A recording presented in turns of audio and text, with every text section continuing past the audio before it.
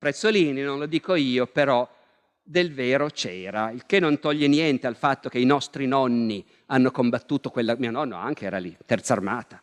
l'invitta Terza Armata del Duca d'Aosta. I nostri nonni e bisnonni hanno combattuto quella guerra, si sono fatti ammazzare in 600.000,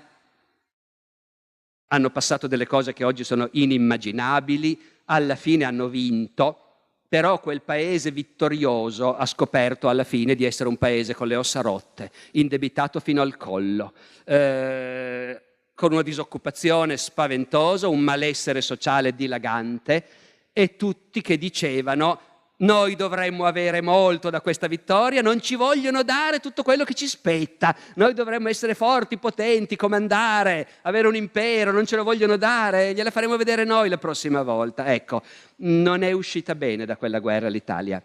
Se ci pensate, i paesi che hanno vinto